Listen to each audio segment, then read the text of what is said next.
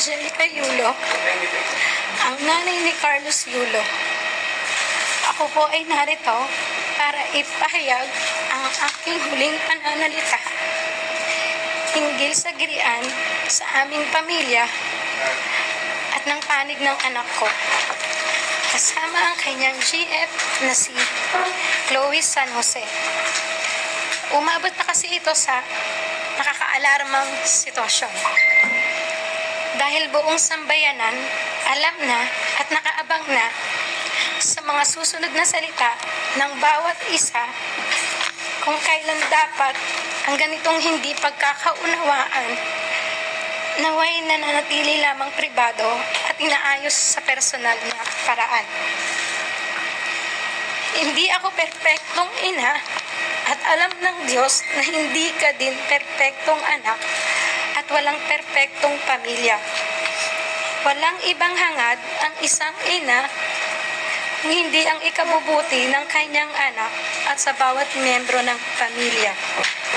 Sa paraan ng marahas, maingay, sana'y maunawaan mo na ang intensyon ko ay malinis. Ako ay isang ina na saktan dahil ang mabait na anak na pinalaki ko ng maayos at mabuting tao ay hindi na nakikinig sa mga paggabay ng magulang. Kung mali man ang naging pagpunak ko sa nobya mo, humihingi ako ng patawad dahil nanay lang ako na nag-aalala. Matanda ka na, kaya mo nang magdesisyon para sa sarili mo. Bukas ang aming pintuan sa tahanan, may pera ka o wala kung nanaisin mong bumalik sa amin. Hindi na pwedeng buwiin ang nasabi. Ang amin lang, handa na ako at ang papa mo mag-usap tayo ng bukas ang loob na may pangunawa anumang oras na handa ka pag-uwi mo upang maayos ito. Hindi kailangan ng ibang tao na malaman ang mga alitan dahil hindi nila alam ang buong kwento at hindi nila ito lubos na nauunawaan. Gayunpaman, humihingi ako ng patawad sa iyo at sa sambayanan sa mga nasabi ko sa interview. Pagod at puyat ako sa kapapanood sa iyo ng mga panahon na yon. Di makatulog sa tuwa kahit tapos na ang iyong laban. Hindi ako nakapag-isip ng mabuti nang nirapido ako ng mga tanong ng mga reporter tungkol sa bagay na dapat ay tayo lamang ang nag-ayos. Patawad, anak.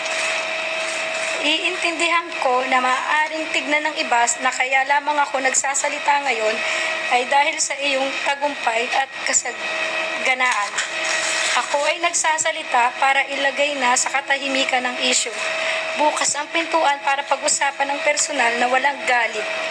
Hindi man humantong sa pagkabuo ng pamilya naway maipanatili natin ang respeto sa isa't isa at sa dignidad ng pamilya. Kung hindi man tayo magkaayos, sana sa pagdating ng panahon, maunawaan ang aking panig, intensyon at hindi ang ingay.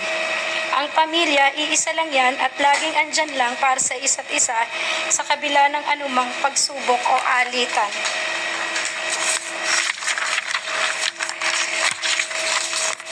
Ito'y pilit nating unawain hanggang wala na tayong maisip kung hindi ang mag-ayos siguro.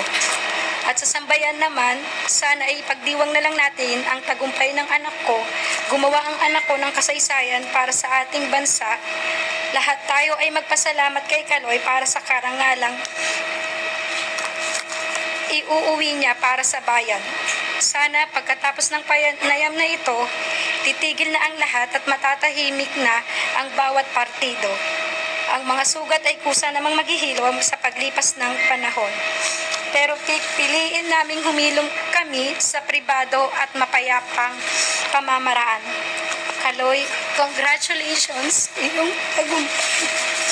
Mahal na mahal ka namin lahat.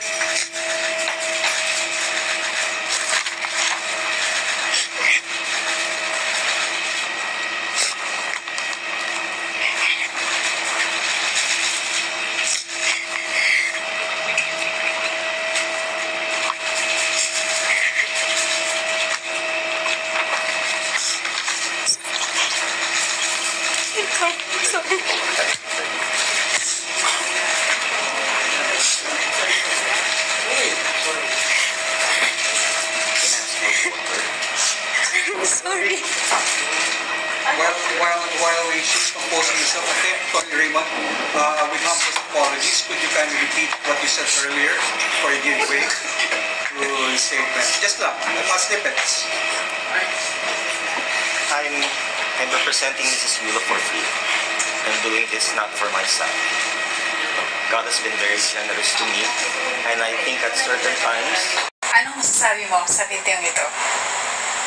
Like and share and comments. Thank you. Don't forget to like and subscribe my YouTube channel, Rose Celisibella Rose 13. Subscribe please.